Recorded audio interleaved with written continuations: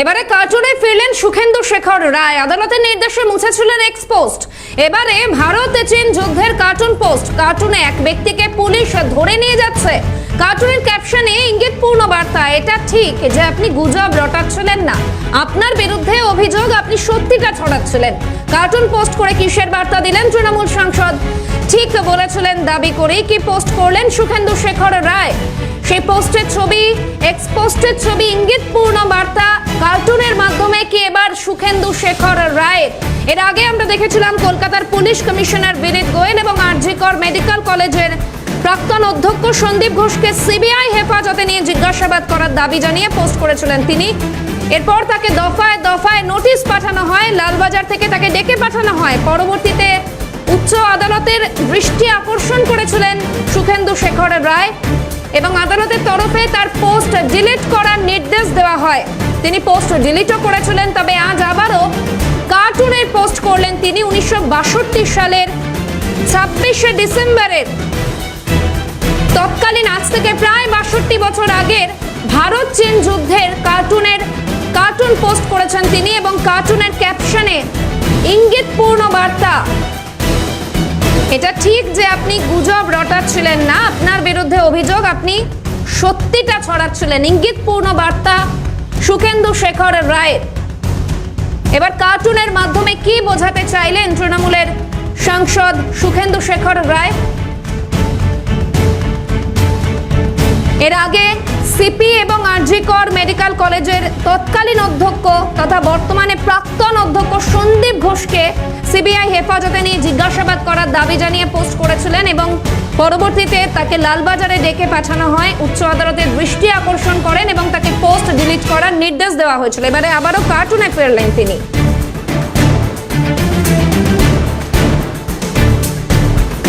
এই মুহূর্তে টেলিফোন লাইনে রয়েছেন অম্বিকেশ মহাপাত্র, আপনাকে স্বাগত সিএনএ। এবার কার্টুনের মাধ্যমে ইঙ্গিতপূর্ণ বার্তা দিলেন সুখেন্দু শেখর রায়। আগেও আমরা জানি একাধিক পোস্ট করেছেন তিনি এবং পোস্টটাকে ডিলিটও করতে হয়। এবার 1962 সালের 26শে ডিসেম্বরের একটি কার্টুনের ছবি পোস্ট করে ইঙ্গিতপূর্ণ বার্তা, তার কি বলবেন? আমি কার্টুনটি নিজে এখনো দেখিনি বা কি বার্তা উনি দিতে চেয়েছেন তাও আমি সঠিকভাবে জানি না। তবে একটু আপনাকে বিরত করছি। কার্টুনের ক্যাপশনে তিনি লিখেছেন যে এটা ঠিক যে আপনি গুজব রটাচ্ছিলেন না, আপনার বিরুদ্ধে অভিযোগ আপনি সত্যিটা ছড়াচ্ছিলেন, এরকম একটা ক্যাপশনও দিয়েছেন তিনি।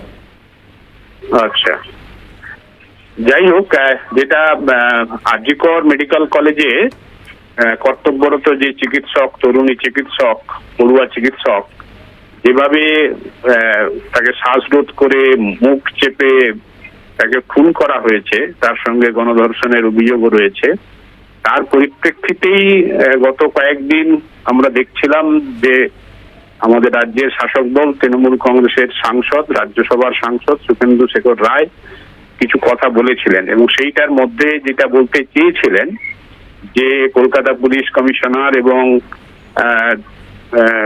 অন্যান্যদেরকে ঠিকমতো পুলিশ কাস্টডিতে নিয়ে তাদের জিজ্ঞাসাবাদ করা উচিত। অর্থাৎ তার কথার মধ্য দিয়ে বা পোস্টের মধ্য দিয়ে তিনি বলতে চেয়েছিলেন যে রাজ্য প্রশাসন এই নিরপেক্ষ তদন্ত না করে একটা পক্ষপাতমূলক তদন্ত করতে চাইছেন, সেটা তিনি উল্লেখ করেছিলেন এবং তার ফলে তাকে লালবাজারে নাকি তলব করা হয়েছিল এবং তাকে পুলিশের কোর্টের সহায়তা নিতে হয়েছিল এবং পরে সম্ভবত রাজ্য সরকারের তরফ থেকে তাকে নির্দেশ দেওয়া হয়, তিনি তার পোস্টটি ডিলিট করে নেন।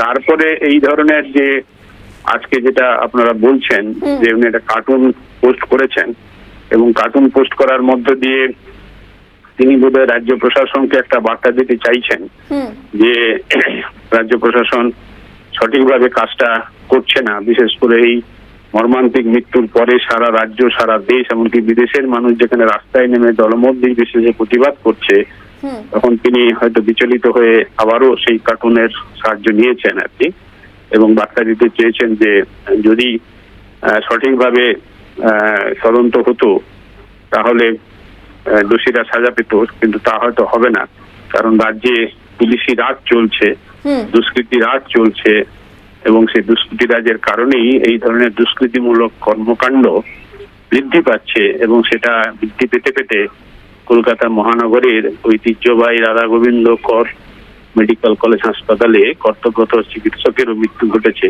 এরকম একটি বার্তা বোধহয় তিনি দিতে চেয়েছেন। তো তাকে আমি আমার তরফ থেকে রাজ্য শাসক দলের একজন রাজ্যসভা সাংসদ হয়েও এই ধরনের প্রতিবাদ গ্রহণ করায় তাকে আমার তরফ থেকে শ্রদ্ধা জানাচ্ছি। বেশ, ধন্যবাদ। কথা বলছিলাম অধ্যাপক তথা কার্টুনিস্ট অম্বিকেশ মহাপাত্রের সঙ্গে।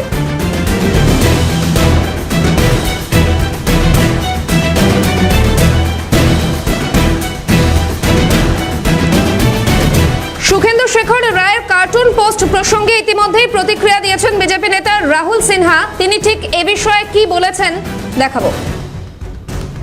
সুখেন্দু শেখর রায় অনেক পাপের সঙ্গী ছিলেন, এখন তিনি সেই পাপ থেকে বেরিয়ে আসতে চাইছেন। উনি কার্টুন পোস্ট করুন অথবা যেটাই বলুন, পদত্যাগ করে বললে মানুষের মধ্যে বিশ্বাসযোগ্যতা বাড়বে বেশি। সুখেন্দু শেখর রায়ের কার্টুন পোস্ট প্রসঙ্গে প্রতিক্রিয়া বিজেপি নেতা রাহুল সিনহার। সুখেন্দু শেখর রায় অনেক পাপের সঙ্গী ছিলেন এবং এখন তিনি সেই পাপ থেকে বেরিয়ে আসতে চাইছেন। কি বললেন রাহুল সিনহা, শোনাবো। সুখেন্দু শেখর রায় অনেক পাপের সঙ্গী ছিলেন, এখন কোনো একটি অজ্ঞাত কারণে তিনি তা সেই পাপ থেকে বেরিয়ে আসতে চাইছেন। আমি সুখেন্দু বাবুকে বলবো, কার্টুন পোস্ট করুন আর যাই বলুন, আগে পদত্যাগ করুন, তারপরে এই সমস্ত কথা বললে মানুষের মধ্যে বিশ্বাসযোগ্যতা বাড়বে বেশি। সুখেন্দু বাবু এদিকে তৃণমূলের এমপি আছেন, অতএব এমপির যা কিছু সুযোগ সুবিধা সবই ভোগ করছেন, এদিকে সরকারের বিরোধিতা করছে, ঘুরিয়ে মমতা ব্যানার্জিকে বেকায়দায় ফেলতে চাইছে। তা আমার কথা হচ্ছে সরাসরি করুন না। এত লোক যখন নেমেছে, সব লোক বলছে দফা এক দাবি এক, মমতা ব্যানার্জির পদত্যাগ চাই, তো সুখেন্দু বাবু সেটা বলুক, বলে বেরিয়ে আসুক তৃণমূল থেকে, তাহলে তার বলার মধ্যে ওজন বাড়বে, বিশ্বাসযোগ্যতা বাড়বে।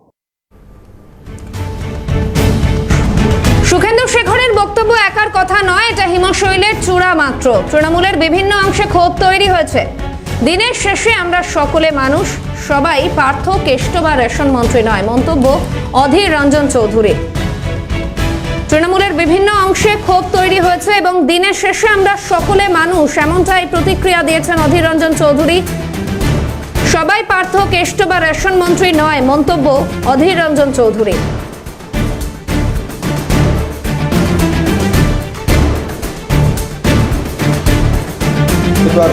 পার্থ চ্যাটার্জি চেষ্টা হয়ে যায়নি বা রেশন মন্ত্রী হয়ে যায়নি।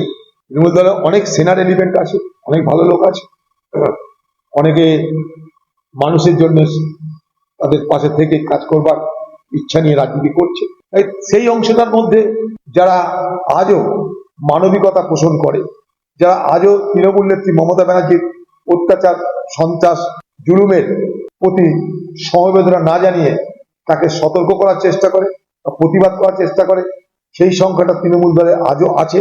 তাই এই ধরনের ঘটনা দেখতে পাচ্ছি। তবে আমার মনে হয় যে সুখেন্দু বাবু যেটা বলেছে সেটা শুধু তার একার কথা নয়, এটা হিমশৈলের চূড়া মাত্র। তৃণমূল দলের বিভিন্ন প্রান্তে, তৃণমূল দলের বিভিন্ন অংশে নিশ্চয়ই ক্ষোভ তৈরি হচ্ছে। দিনের শেষে আমরা তো সবাই মানুষ, আমাদের ঘর আছে, আমাদের পরিবার আছে, আমাদের মা আছে, আমাদের বোন আছে, তাই আমাদের মধ্যে ভাবাবেগও আছে। সুখেন্দু শেখর রায়ের এক্সপোস্টকে ঘিরে, কার্টুন পোস্টকে ঘিরে কিন্তু আবারও নতুনভাবে রাজনৈতিক আলোড়ন তৈরি হয়েছে গোটা বঙ্গ জুড়ে। ইতিমধ্যে রাহুল সিনহা এবং তার পাশাপাশি অধীর রঞ্জন চৌধুরীর বক্তব্য, তাদের প্রতিক্রিয়া আপনাদের শোনালাম। এবং ভারত চীন যুদ্ধের কার্টুন পোস্ট করেছেন সুখেন্দু শেখর রায়ের আগেও আমরা দেখেছিলাম কলকাতা সিপি বিনীত গোয়েল এবং আরজি কর মেডিকেল কলেজের প্রাক্তন অধ্যক্ষ সন্দীপ ঘোষকে সিবিআই হেফাজতে নিয়ে জিজ্ঞাসাবাদ করার দাবি করেছিলেন তিনি।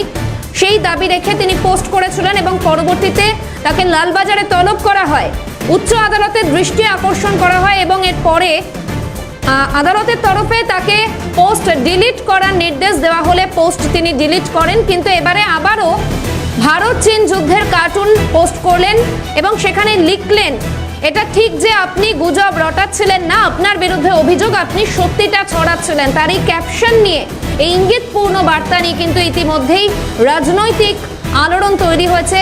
তাহলে কি তিনি আগে ঠিক ছিলেন?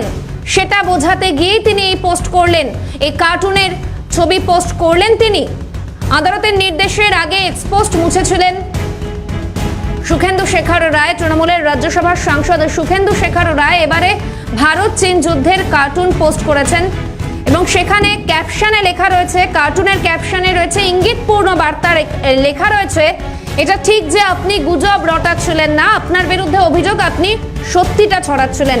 তাহলে কার্টুন পোস্ট করে কিসের বার্তা এবার দিলেন তৃণমূলের সাংসদ সুখেন্দু শেখর রায়? এর আগের তার যে পোস্ট ছিল, যে পোস্ট তাকে ডিলিট করতে হয়েছে আদালতের নির্দেশে, সেই পোস্ট সে সময় তিনি ঠিক ছিলেন, সেই বার্তাই কি তিনি দিলেন? বিজেপি নেতা সজল ঘোষ এই মুহূর্তে রয়েছেন টেলিফোন লাইনে, আপনাকে স্বাগত সিএনএ। এবারে কার্টুনে ফিরেছেন সুখেন্দু শেখর রায় এবং ক্যাপশনে ইঙ্গিতপূর্ণ বার্তা লিখেছেন, এটা ঠিক যে আপনি গুজব রটাচ্ছিলেন না, আপনার বিরুদ্ধে অভিযোগ, আপনি সত্যিটা ছড়াচ্ছিলেন। এই কার্টুন 1962 সালের 26শে ডিসেম্বরে। কি বলবেন?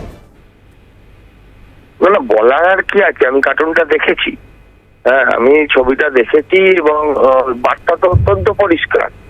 কিন্তু উনি বার্তা দিচ্ছেন যখন মুখ্যমন্ত্রীর উদ্দেশ্যে দিচ্ছেন বলে, পুলিশ মন্ত্রীর উদ্দেশ্যে দিচ্ছেন বলে যখন মনে হচ্ছে, তখন আমি বলি যে এই এক পা এগোনো দু পা পেছনো, এটাও বা কেমন সঠিক ব্যাপার হলো?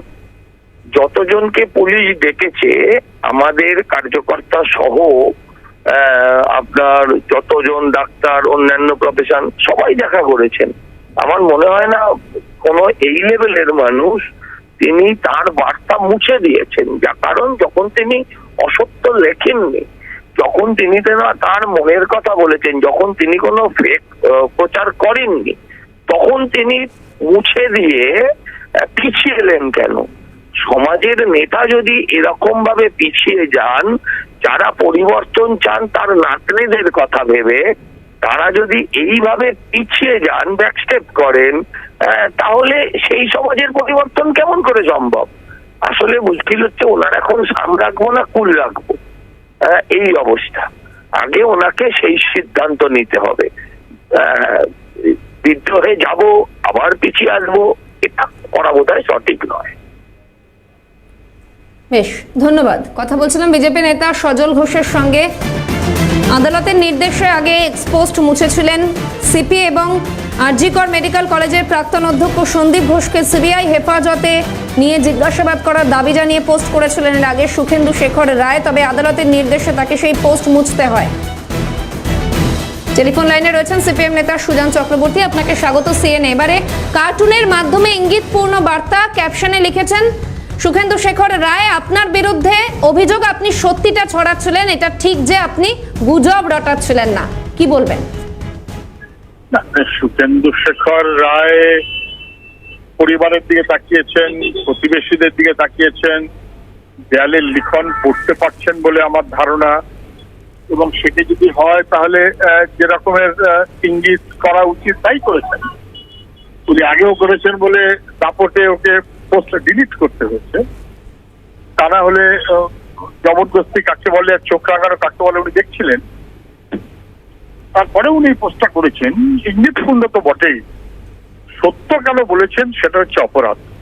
মিথ্যার পাশে থাকলে শাসক খুব খুশি পশ্চিমবাংলায়, এটা উনি বুঝতে পারছেন, হারে হারে টের পাচ্ছেন, তাই উনি লিখেছেন।